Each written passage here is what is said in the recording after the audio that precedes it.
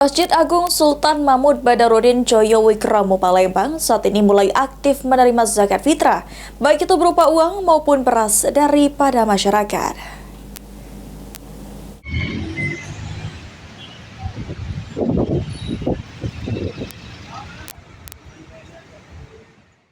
Antusias jemaah Masjid Agung Sultan Mahmud Badarudin Joyowigromo menerima pembayaran zakat fitrah.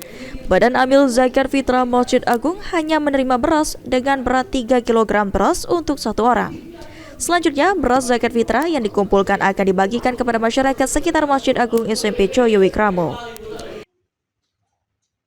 Mulai sejak dari awal Ramadan sudah mulai, tapi yang aktifnya mulai nanti hari ini, insya Allah tanggal 20 19-20 Ramadan kita mulai aktif untuk pembukaan, penerimaan dan penyaluran zakat fitrah dan zakat mal di Masjid Agung.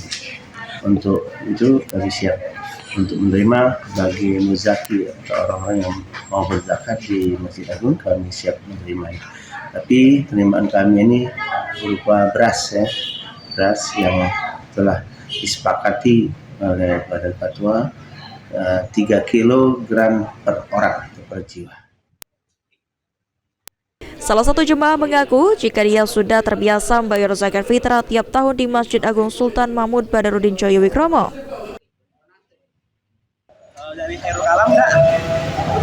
Kita kesini untuk berzakat kan? Iya, jaga di sini kak. Kebetulan dari rantau jadi kan deket ke sini, jadi zakatnya di Masjid Agung kan. Biasanya tiap tahun dibaca itu kak berarti.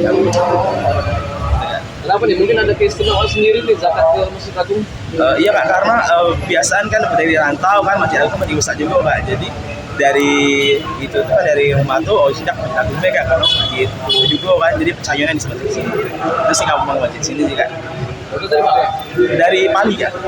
Iya.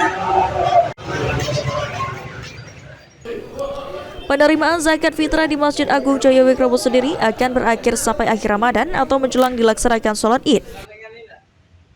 Idham Pal TV.